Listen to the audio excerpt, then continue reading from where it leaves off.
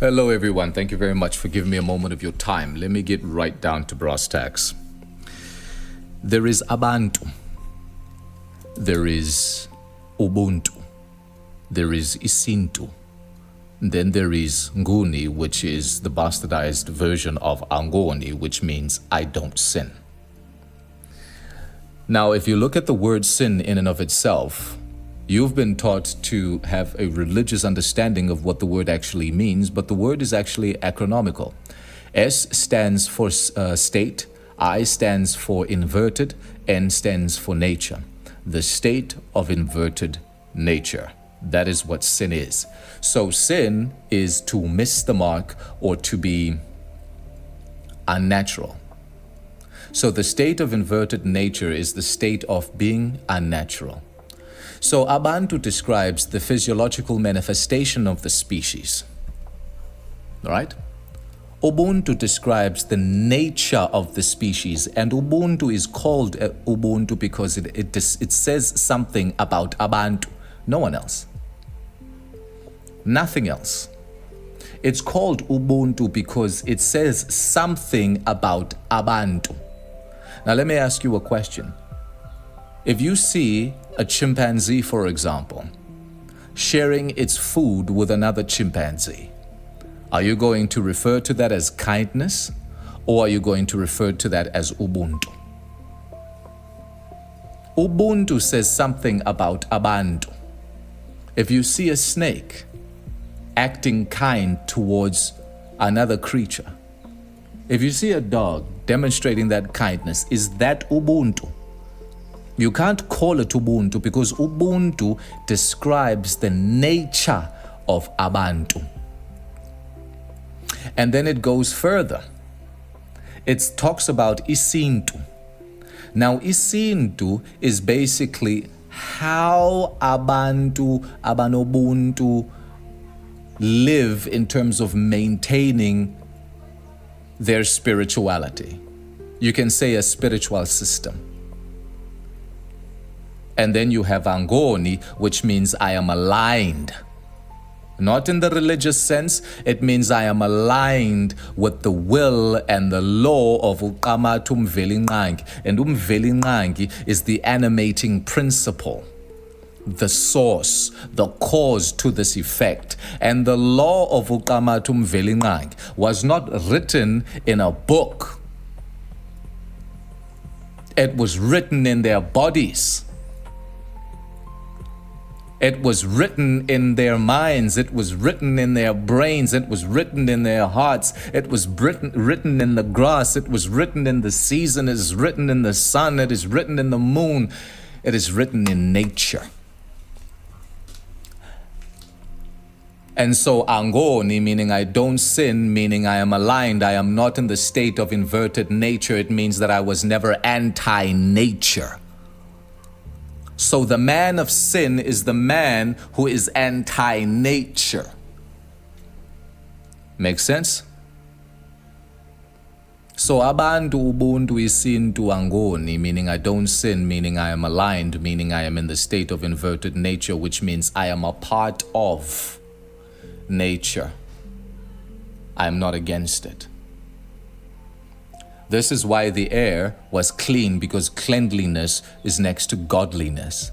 This is why the water did not have chemicals in it. It was clean because cleanliness is next to godliness. This is why the idea of non-biodegradable materials was inconceivable, because if you are of the frequency or of the mindset of Angoni, you can't conceive of things that hurt nature in any way, shape, or form. And even yourself, you lived as a part and parcel and as a participating member of nature in and of itself.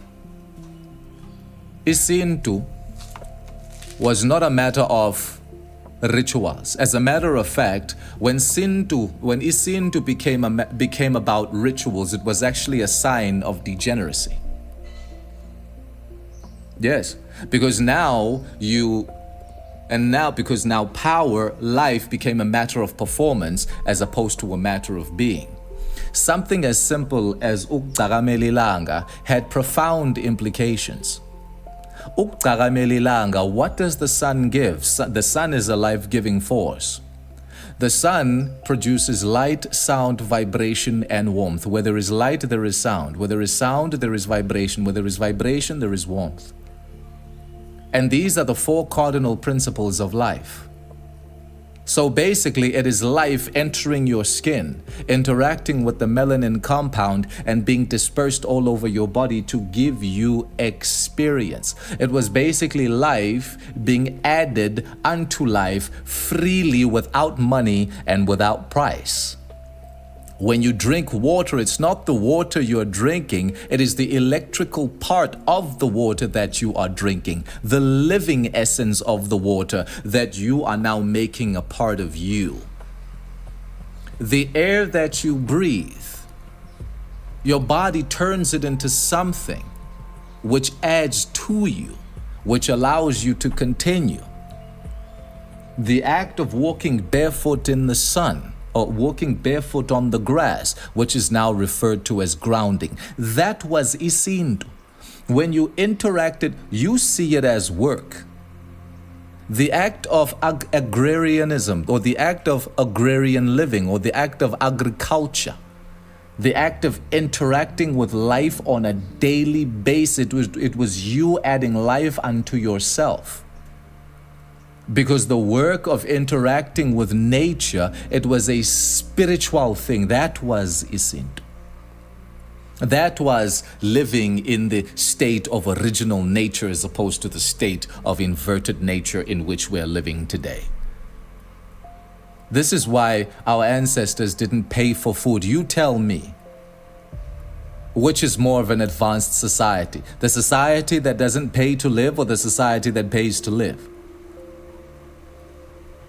The society that needs the sun, the earth, and the moon, and each other, or the society that needs medical intervention, that needs penicillin, that needs grandpa, that needs Disprin, that needs a job, that needs to earn, and earn is an interesting term because urn is a vessel that carries the ashes of the dead. Does that sound like advancement to you?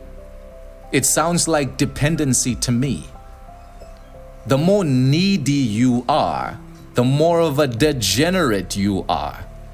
When I say degenerate, I don't mean it in a derogatory way. I mean you have not advanced, you have gone backwards. Do you understand what I'm trying to say? Now, it became about pomp, it became about performance, it became about ceremony. Consider the fact that our ancestors had photographic memory. So therefore, writing things down was not necessary. You know what? It is necessity that facilitates invention. Necessity is the mother of invention. The reason why things had to be written down, it's because memory was not so good. And so that necessitated the invention of capturing things and writing them down. So when writing was invented, it's because memory had been compromised.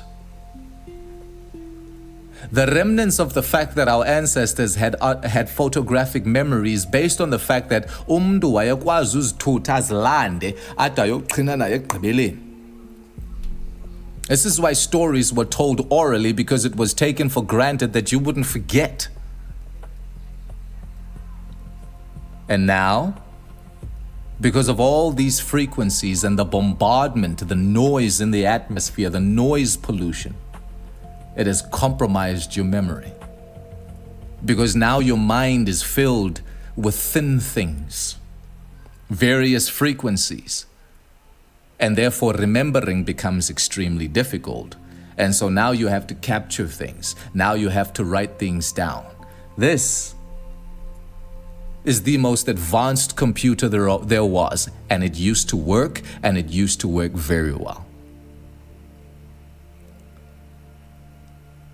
Our ancestors never needed fluorescent lighting. You do now. What they got to enjoy was being in line with the natural circadian rhythm.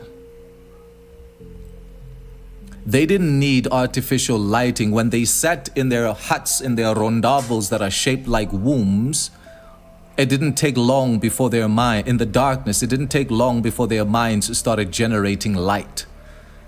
Immediately they went into other worlds, which we refer to as amatongo, which are just as real as this one, because the very definition of reality is experience. If it can be perceived, heard, touched, and felt, it is real. And literally within your mind or within your brain, you start to have, they call it synaptic nerves forming around that information, or patterns or pathways forming around that information. Uyavagepa.